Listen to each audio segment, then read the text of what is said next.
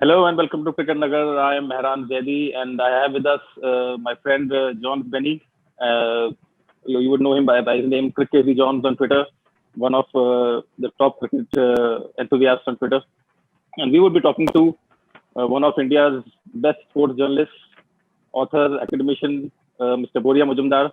Welcome, Boria, sir. It's a real privilege to have you with us. Anytime, pleasure, pleasure. Anyone who works, committedly and passionately on cricket, are always there to support and help and anything. So go for it. Yeah, sure. I'll straight away dive into the questions. First of all, of course, the major event which happened, the World Test Championship final. Uh, where do you think India went wrong in that? Because, or maybe like the ping ball test in Australia, that 1 hour, that one hour of the first session, and here we had those almost 1.5 sessions of the last day. So is it just that, or do you think it was New Zealand totally outskilled us from the first ball? No, I don't think New Zealand outskilled us, Mehran, because I thought there were 2 points in the game which India lost. One, when you had New Zealand at 190 odd for 8, and then the tail got 40-50 runs, the 30 by Tim Saudi, and the 21-22 by Kylie Jamison. Now that is an issue because our tail, if you see, we lost 3 wickets for 4 runs and 4 balls rather. We lost the last 3 or 4 balls. And New Zealand put together that 50-60 run tail, which allowed them to get that 32-run lead. If you see in the Easy. overall context of the match, that 32-run lead became vital. Had it been India ahead by 10 or even equal, then you are talking about 175, 200 chase. And a 200 chase on the last day would have been fundamentally different. That is point number one, according to me. Point number two is obviously the last day, everyone knows. But even then, I thought when Rishabh and Ashwin were batting, or Rishabh and Jadeja were batting, all you needed to do was bat for 45 more minutes. Yeah, that. If you were able to bat for 45 more minutes, there would not be much time left. And if you see my interview with Kane Williamson, that is what Yeah, he talks about. That even New Zealand thought that going into the last day it's a draw. And then they kept coming, kept coming, kept coming. So I thought when that Neil Wagner fell to Ravindra Jadeja, when that yeah. wicket fell, and the Rishabh Pant shot against Trent Bolt, when that wicket fell, that's when we lost the plot slightly. Otherwise, I thought we were in the game. We lost the toss. Despite that, we were in the game. We had a good opening stand both innings. So it was a well-fought match, but there were periods which India lost, and that is why eventually India lost the contest. Yeah, John. Yes, my question is that about women's cricket. India has completed 2 ODI series ahead of the World Cup. India has played against South Africa and India has played against England as well. So India has lost both, but there has been some positives, especially in the form of Mithali Raj and the way Julian Goswami has been bowling and the opening of Shafali Verma, who played a few good knocks here and there. Then Smriti Mandhana has been spectacular while run chases. So while moving forward, what changes India should make? Should India include someone like Richa Ghosh in the top order, or giving a long run to Pooja, especially she can be the X factor in the lower order. I believe that because her batting is underrated and she can bowl as well. So what changes India should make moving forward, especially they'll be playing against Australia and New Zealand, so they can get what all they need to do, and they have learned from this England series as well. They'll be learning as well. These are all learning curves, especially they don't have they don't play often like men's cricket or anything. They used to play, but still there is a gap for every series.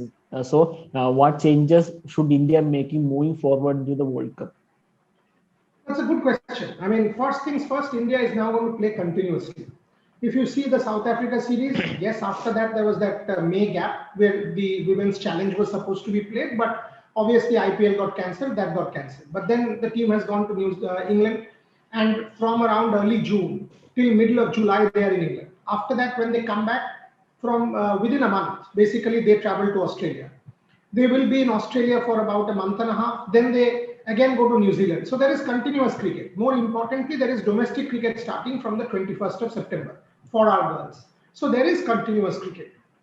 And that is very important because you've got to keep, giving them games constantly so that people who are not in form can go and get them, sort of get their form back and go and play domestic cricket. For example, Harmanpreet Kaur. Now, Harmanpreet Kaur, if she needs to go back and play a few games of domestic cricket, we should encourage her to do so because Harmanpreet Kaur is very, very important for India going into the World Cup. You asked me about changes. I think where we have gone wrong is we have picked 7 openers. If you actually check this team, there are 7 opening batswomen, 7 batters who actually open the game. Deepti Sharma opens for Bengal. Indrani Roy opens for Jharkhand. Even Tanya Bhatia opens for Punjab. Obviously, Shafali Verma and Smriti Mandhana open. So there are 7 openers in a team. Now the problem is, if you have 7 openers, if you need a middle order bat, where do you get that middle order bat from? You did not have a middle order bat. So you tried Jamie Rodrigues. Unfortunately, she is the only number 3 that you have. So even if she is not in form, you had to go with Jamie Rodrigues. So the call is you have to get middle order because your openers are sorted. Smriti Mandhana and Shafali Verma, openers are sorted and they have X-factor openers. Both are champions. Both can win you games on their own. But your problem is that middle order. According to me, Mithali should bat at number 3. Smriti, Shafali, Mithali. That is my 1, 2, 3. Number 4 should be Harman. Because if you see Harman, you have to give Harman that confidence that you come and start hitting the ball, not bat like a Mithali. That's not her game. Harman is always dangerous when she tonks the ball. And then comes the question. You are trying to finish off with Deepti Sharma. Deepti is actually an opener. She cannot bat 6 or has been forced to bat 6. But if she is batting 6, does she have the shots to clear? I don't think she does. So 2 points here. I think one, we can again look at Veda Krishnamurthy because with Veda, you have tremendous fielding, perhaps the best fielder in the side in terms of outfielding, excellent fielder. So Veda, yes, she had a bad season, but get her back to domestic cricket after what has happened to her in the personal front. It should happen to no one. It should provide her with a very different outlook to life. Losing mother, losing her sister within a matter of 2 weeks because of COVID. Veda can be a real answer. And if you think back to the 2017 World Cup, it was Veda's innings against New Zealand that changed the real course for Indian women's cricket. One is Veda. The second is Richa Ghosh. Because Richa Ghosh, we have seen in the South Africa series, we have seen in the Women's T20 Challenge, has the big shots. So my 1, 2, 3, 4, 5, 6, 7 are Shafali Verma, Smriti Mandhana, Mithali Raj, Harmanpreet Kaur, Veda Krishnamurthy / Deepti Sharma, Richa Ghosh, Sneh Rana. Because with Sneh Rana, we have seen that she can bowl the off spin and she can also lift the ball. It is very important for her to lift the ball and play the big shots. We have seen that with Sneh Rana. Thereafter, it's Shikha Pandey and Jhulan. The other problem that I've seen is with fast bowlers. You mentioned Pooja. We have not given adequate opportunities to a Pooja or an Arundhati Reddy. Both of them are in the squad. For a long period of time, we pushed Mansi Joshi. All of a sudden, Mansi Joshi is not in the team. You have Pooja and Arundhati, they get 1 game, then they are dropped. If you do that, if you play a game of musical chairs, no team can ever be set. So if you are investing in someone, invest in that person for at least 10 games. And for God's sake, don't give me this rubbish about age. It is not about age. It is about talent, about potential and how much one is contributing. So if somebody is 38, Mithali Raj, and contributing, that is what you want. You don't want age. If somebody is 27, that person should get 10 chances. If someone is 17, that person should get 5 chances. That's how it should be. So I am very confident that this team is good. You have to do minor tweaks. I would ask Jamie Rodrigues to go back to domestic cricket. I would want the selectors to do that. She doesn't look confident. She has to go back to domestic cricket and get that confidence back. And for Harman, you have to empower Harman to play the game that has made Harman Harman and not bat slow for the first 15-20 balls, put pressure on her and then get out playing a reverse sweep. All said and done, I thought that match against England, the last one, was enormously important, and India with minor tweaks can be a big force going into the World Cup. Yes, sir. And one more thing, there's been a lot of talk about the Indian bench strength. Now we have a main team in England. Then we have a full-fledged team going to Sri Lanka, which is, I think most of the players can walk into any international side. It's such a quality team which is going to Sri Lanka. So from when do you see this bench strength developing, and how do you see this process that we have suddenly of the past, I think 4 years, we have these quality players coming in, and I think it is a very welcome sign for Indian cricket that we have this level of quality and this level of bench strength. And you are absolutely right, Mehran, that they can walk into any team, especially a Shikhar, Surya Kumar Yadav and Ishan Kishan, the Pandya brothers. You have superb talent. Yeah. And you are not even talking about Shreyas Iyer, who's still recuperating from injury. So that is a very welcome sign. Now, I have to divide this into two parts. The question is white ball cricket. The advantage that you now have, and frankly, the answer is there. You have now prepared a team which can replace your senior team as and when you like, or players. So you have options for every backup. Options for every position. You want an opener, you got. You want a number 3, number 4, number 5, you've got. You want an all-rounder, you have. You want a spinner, you have. You want a fast bowler, you have. Do you have that for Test cricket? I don't think you do. I don't think you have options for Test cricket like the way you have for white ball. That is where Indian cricket needs to go. You now need to create similar options, what you have created for white ball, for Test cricket also. So if you want a number 3, a number 4, a number 5, who is your backup? I don't see that. So when Shubman goes out, the whole talk is, so should we fly someone? Why? If you've got Rahul and Mayank, play Rahul and Mayank if you're investing in them. If Ajinkya is not in form, if Pujara is not in form, who is your replacement? Do you actually have that? I don't think you do. So that is where the next emphasis needs to go. White ball cricket, we are sorted. We have enormous amount of talent in white ball cricket now. Surya Kumar Yadav in a white ball team can walk into any white ball team in the world. He's that good. So that is the advantage, which makes me very confident about India's team in the World T20. Because Dubai will suit us, the pitches will suit us, the conditions will suit Indian bowlers also, and you have the side to be able to have impact. So it makes me very confident about the World T20. John? Next question from me is that about England series. India will be playing 5 tests in England, and there are news that Shubman Gill won't be available. And moving into the bowling lineup as well, there will be rotation as well, especially 5 test matches, then IPL coming, T20 World Cup coming. So you will expect, everyone will be expecting those changes like resting Jasprit Bumrah or resting Mohammad Shami as well for their workload factor. And what chances that will impact in Indian team in those 5 test matches, especially for England, Ben Stokes will be coming back, then Sam Curran will be coming, almost everyone will be coming back, and they'll be playing that those full strength team. Expect Jofra Archer, who has been injured. So what are the chances of Indian team in the 5-match test series against England? Again, an important point. See, there are three parts to that answer. One, you asked a question about workload management and premised it by saying that you have the World Cup and the IPL. The IPL can never be a deciding factor to rest a player when you are playing a test series. Never. The IPL at the end of the day is a franchise tournament and a domestic competition. And that's how it is. It's a great domestic competition. It is the best franchise league in the world. But when you are playing a test series, you will give in your best 11. Simple as that. The workload management will come in because of the load of the test matches. That 5 consecutive test matches, no fast bowler can be in great strength. We have seen this in Australia with the Australian team, that their players started looking jaded and tired towards the 4th test. Some players like Ishant Sharma will not even be part of the World Cup.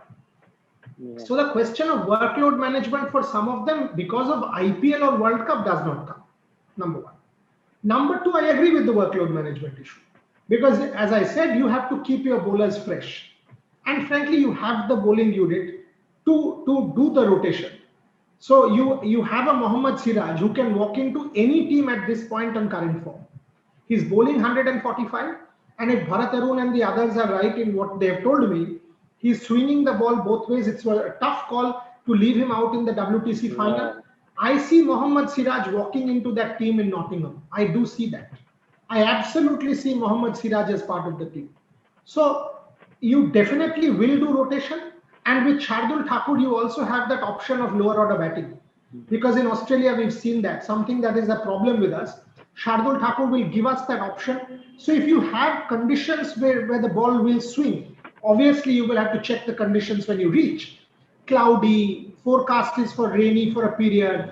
Shardul Thakur becomes a real handful because he will get the ball to move both ways. He will bowl 100 and bowl 140 plus, and he will bat pretty well in the lower order. So I do see the Indians doing rotation, and I also see that our rotation will not impact quality because all of these guys are quality. Coming to the answer about can we do well in England or not, 100% we can do well.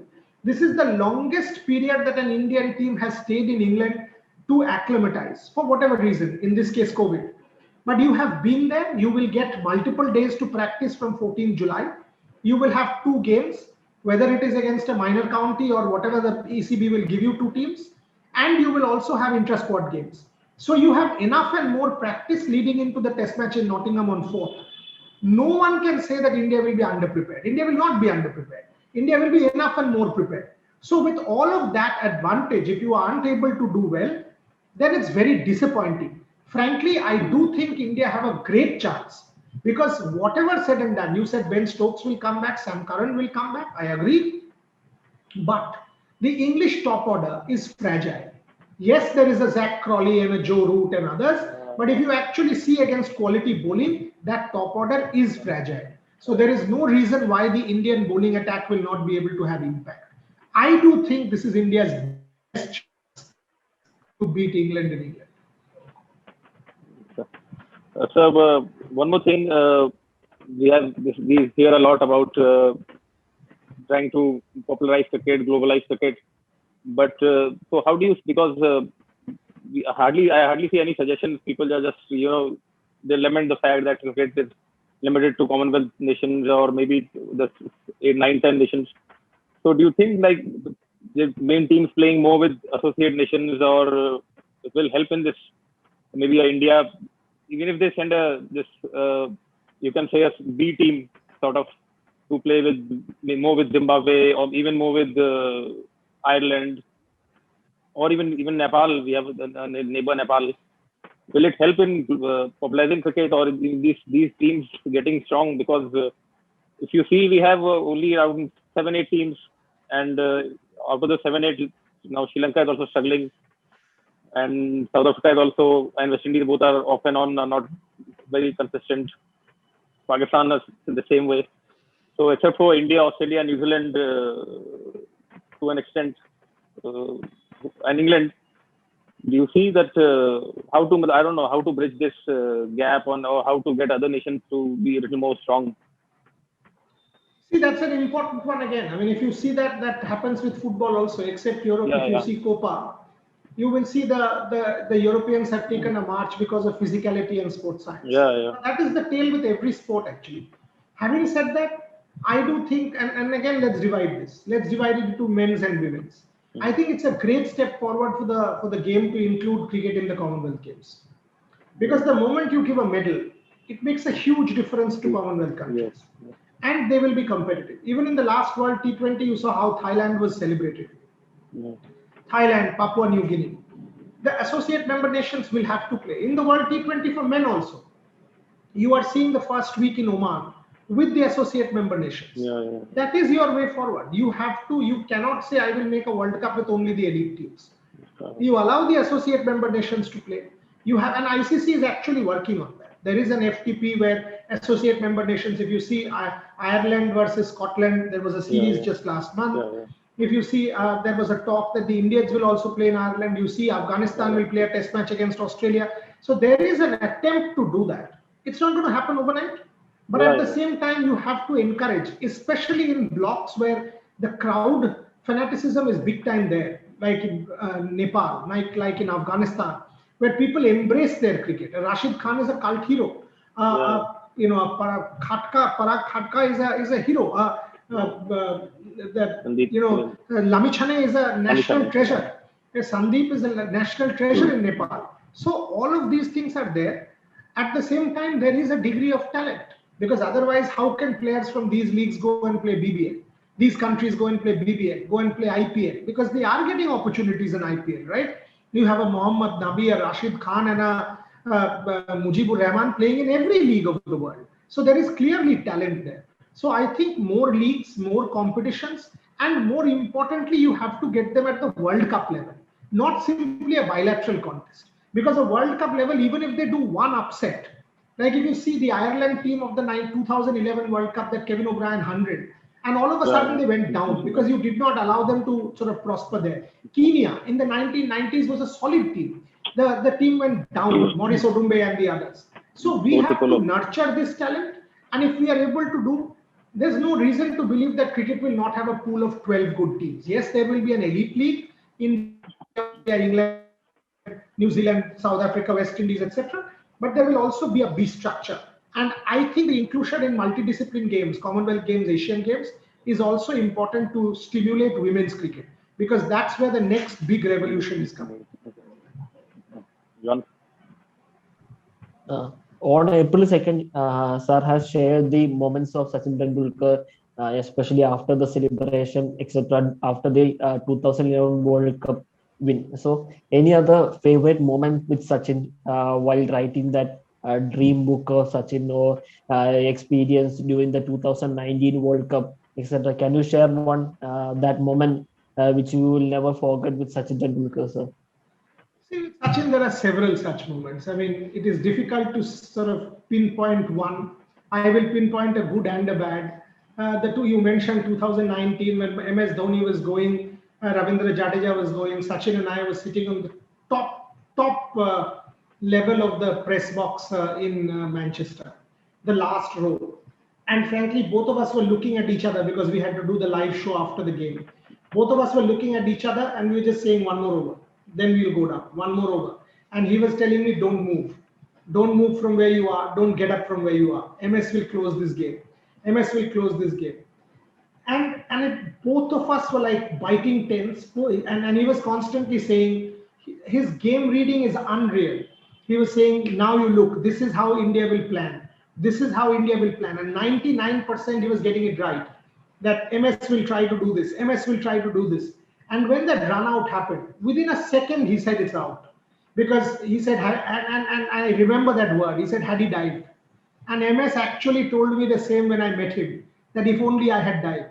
So, and then both of us got up, we walked down, got into Sachin's car, and drove down to the Manchester United Football Club. Opposite that, we did our show. None of us spoke to each other. We were both so upset. Like, it was as if we had lost someone. We did the full show, but you could sense how deeply pained he was. And that's Sachin. I mean, unreal fellow. Coming to, during the book, we were actually sitting and watching a game together, and Murli was bowling. The moment Murli bowled, and Sachin said, it's a dusra. And we were watching like off and on. So there's, मान लीजिए आपके घर में television चल रहा है, हम लोग बैठ के बात कर रहे हैं, and he said it's a दूसरा. I said, यार कैसे बोल दिया आपने? The commentators had said nothing. The commentators did not even say a sentence till then. He said, no, it is a दूसरा. And it like casually ऐसे बोल रहा है. Let the देखिए जब moment वो ball दिखाएगा तुम देख लेना ऐसे हो रहा है. And I'm just watching him. He was sitting like this. It's a दूसरा. When they showed it, and Harsha was on commentary, and then Harsha said, yes, see, it's a दूसरा. And I'm looking at Sachin. He was at least a minute ahead of everybody, saying it's a dusra. वो hand read करता है like magic. And even if you put him 1 mile away, वो देख के बोल देगा क्या है. It is. You should watch a game of cricket with Sachin, and you will. It is an educative experience, and I've done that. I've got 135 hours of Sachin on tape for the book. 135 hours. it's unbelievable what that man and cricket is all about. Some incredible stories, some very personal stories, which we have not been able to write, we have not written. Some, very funny stories as well. It's greatly funny. In London, Sachin's daughter was in Oxford, so she and I would go back together oftentimes. I would drop her and go back. So one time Sachin had come to drop the two of us at the bus station. And I'm actually telling him, Sachin, तुम वापस चले जाओ, कोई भी Indian देख लिया तो central London में मैडम टूसॉड्स के ऑपोजिट यहाँ chaos हो जाएगा, तुम चले जाओ यहाँ से.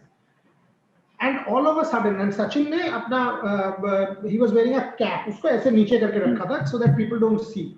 All of a sudden, वो bus station के सामने opposite the Marylebone station, a Porsche car comes to a halt screech. Two Indians ऐसे jump करके बाहर आया, ran to the bus stop और ऐसे नीचे घूम के देख रहा है ये कौन है. मैं बोला आप तो गए, तुम गए, हम सब गए, हमको अरेस्ट करेंगे पुलिस, अब देखो यहाँ पे क्या हो रहा है. He started literally running on the road towards his house, and these guys, instead of getting into the car, it's central London, they started following him. And I am telling his daughter, चलो भाई बस पे उठ के हम भागते हैं, your father will sort himself out. It was unbelievable what scenes we were seeing. Sachin Tendulkar is a phenomenon. Roger Federer told me the only time in Wimbledon somebody started screaming not Roger, but Sachin was only when Sachin was with Roger Federer. That is the charm of this man. Legend, of course. John. Last and final question will be about sports journalism, especially these are tough times with COVID, etc. And it's not easy to survive as a sports journalism. We have seen many people's job has been lost. So what will be the way moving forward to the sports journalism, and what was your inspiration taking the sports journalism? Especially it has been many years, and it's not easy to do this for many, especially everyone, someone will lose that interest after 10 or 20 or 30 years. So what has been the inspiration for you doing YouTube shows or TV shows or even live shows, as you told in 2019 World Cup or in Olympics, etc.? And what has been the what pulled you to do each and every day and bring up with these very good stories of Indian sports? Not only cricket, it has been Olympics or any other, even football, ISL or Copa America or Euro Cup, etc. Yes, it has not been easy. It has not been easy, but again, I don't think it has not been easy only for sports journalists. It has not been easy for anyone. If you check our country, has it been easy for factory workers? No. Has it been easy for corporates? No. Has it been easy for MBAs? No. Has it been easy for anybody? No. Because COVID has impacted everyone. Yeah. So to say that sports journalists have been impacted, that is the norm. Now, will we survive? Of course we will survive. Look at the amount of sport that is going on in the world. Just like everything else has changed, you also have to change. There has been one question asked by several people that if cricketers are doing YouTube shows, what will sports journalists do? How will they do their interviews? Look, I don't buy this rubbish. If you see the Australia series, I did 14 interviews after Australia. It's about you. If you want to push the bar, if you want to excel, you have to doubly work hard. Become a multi-sporting journalist, become a multi-disciplinary person. For example, you cannot say, I will only write. You should also do videos. You should also do broadcast. You should do print. You should do digital together. You improve your skill set. Will a cricketer be able to ask a critical question of another cricketer? No, but you can. And you have to bring out the real story. Will a cricketer be able to break news? No, you can. You can be constructively critical and create your own market. I have been able to do that. I have no apprehensions, no insecurities whatsoever. If you want to watch me, you watch me. You don't want to watch me, your problem, not mine. I will be true to my profession. I will keep doing good work day in, day out, because that's what I live for. I love sport, and that is the final answer. If I feel depressed, what do? I watch sport. If I feel happy, what do? I watch sport. So, and multidisciplinary sport. When I get fed up with media, I go back to doing academic work. when I get fed up with academic work, I come back to doing media work. But it's sport, right? That helps me survive. I am going to Tokyo on the 19th. Olympics dazzles me. Am I apprehensive? Yes, COVID and all of it. But that doesn't mean I will not go. I will go. I will do quality work. I want the Indian tricolor to go up. I want to cover that. I want to be part of it. And I know everybody. I have been able to create a niche for myself. And I don't think there are many who do both cricket and Olympic sport with the same amount of passion, which I do. I know all 28 Olympic sports. I read Olympic sports every single day. In fact, behind me, if you see this whole room is full of books on sport. I'll show you one something. Wait. Now look at this. This is one of I've got several hundreds of these. These are all the original papers of sports reports. Look at this. Oh, that's amazing. Okay, so I've got between 1970 and 2021 every sports report that has been published in this country in multiple newspapers, and I read them every day. Love it, just love it. You do multiple different things, working on different kind of ideas. I mean, look, this is an age of innovation. Who would have thought that I would have been able to do commentary from home? Yeah. Who would have thought if you are able to innovate, no one is going to tell you sports journalists will have to do ABC. It is upon you to break the barrier. If you are able to do, I see no reason why you will not survive. Ultimately, it's about quality. If you are quality, if you are good, if you are really good, there is no power in this world that can stop you. Thank you, sir. So just one on the Olympics thing. One last question: of how do you see India's chances at the Olympics? Realistically, how many medals do you see this time? I will be very, very surprised if India doesn't have the best Olympics ever. When I say that, London, we had won 6 medals in 2012. I think we have a very realistic chance of winning anywhere between 8 and 12. I will be very pleased if we win 10. I do see us winning between 8 and 12. If it's more than 12, it's a revolution. If it's under 8, I will be very upset and disappointed. But I do think we can touch the double-digit barrier. And that will be a massive moment in India. And the same applies for Paralympics. I think in Paralympics, we expect between 12 and 15 medals, out of which 3 or 4 will be gold. So it will be a game-changing experience for us in India. I'm very confident it will happen. Thank you, sir. Thank you for joining us. It was a great pleasure and very knowledgeable 30 minutes we had. Thank you. Thanks again. Thank you so much.